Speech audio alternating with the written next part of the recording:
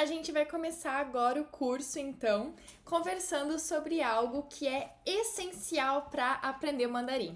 Vocês já sabem que a gente usa caracteres para aprender mandarim, só que a gente tem algo que se chama pinyin, que nos auxilia a aprender esses caracteres de forma mais fácil.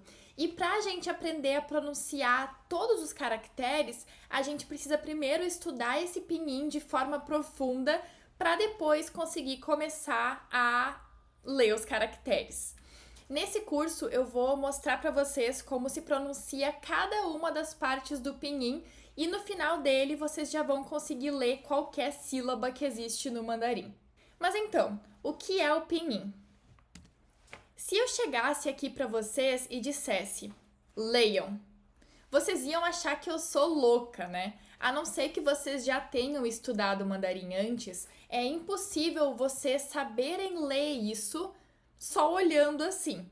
Agora, se eu chegasse e dissesse leiam, vocês já iam achar que eu sou um pouquinho menos maluca, né? Porque vocês reconhecem essas letras, vocês já sabem mais ou menos como ler elas, então já dá para ter uma ideia de como se fala isso. Por exemplo, N e Ni, certo? H-A-O, teria que saber que o H se lê como o H do inglês, mas Ni Hao, assim já fica um pouquinho menos impossível de ler. Isso aqui é o pinyin desses dois caracteres. Esse primeiro caractere aqui é o Ni e esse segundo caractere é o Hao. Então, é isso que é o pinyin. O mandarim não usa o alfabeto romano, ele usa os caracteres e cada caractere tem um significado diferente. Então, por isso, a gente vai ter que aprender caractere por caractere para ir entendendo o significado deles. Para fazer esse processo ser um pouquinho mais fácil, a gente tem o pinyin, que é formado por 26 letras do alfabeto romano, só que essas letras se leem às vezes um pouquinho diferente de como a gente lê elas no português. E é por isso que é importante a gente fazer esse curso com muita atenção para vocês conseguirem aprender direitinho quais são os sons que existem no mandarim. Falando um pouquinho sobre o caractere, cada caractere vai ter um significado. Por exemplo, esse caractere aqui significa você. E esse caractere vai ter o seu pinyin, que sempre vai ser uma sílaba. Então, todos os caracteres sempre vão ser uma sílaba.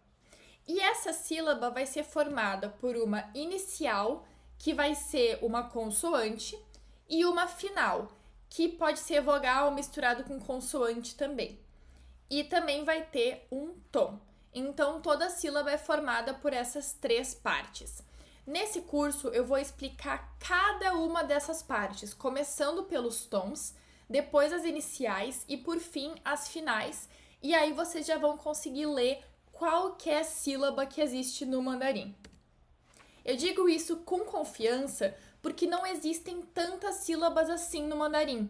Vocês podem ver aqui nessa tabela todas as sílabas que existem no mandarim. São só essas. São aproximadamente umas 400 que existem. E nesse curso a gente vai aprender direitinho como se fala cada uma delas. Para resumir para vocês mais ou menos, primeiro, começando com as iniciais, a gente tem 3 tipos de iniciais. Tem as iniciais fáceis, que são lidas da mesma forma que a gente leria elas no português. As iniciais médias, que se leem mais ou menos como a gente falaria elas no português, ou tem alguma coisa equivalente no português. E depois tem as iniciais difíceis, que são faladas de uma forma bem diferente assim de como a gente falaria elas no português. Então a gente vai aprender uma por uma essas iniciais. Depois a gente vai passar para as finais simples, que são 6 finais simples que tem do A até o U e depois o U com trema em cima. E depois existem as finais compostas, que são as finais que são formadas por 2 ou mais desses aqui, 2 ou mais dessas finais simples. Vocês podem ver aqui em cima, ó, todas as finais compostas que existem.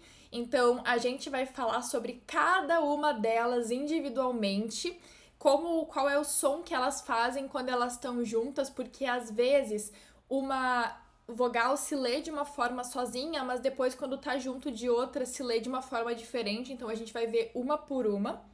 E por fim, a gente vai aprender a colocar elas juntas e juntar os tons, que vai ser o que a gente vai aprender na próxima aula, para formar qualquer palavra no mandarim. Então, a próxima aula agora, a gente vai falar sobre os tons, que é algo que muita gente tem medo, né? Acha que é muito difícil, mas eu vou mostrar para vocês que não é difícil de aprender os tons. Então, eu vejo vocês lá.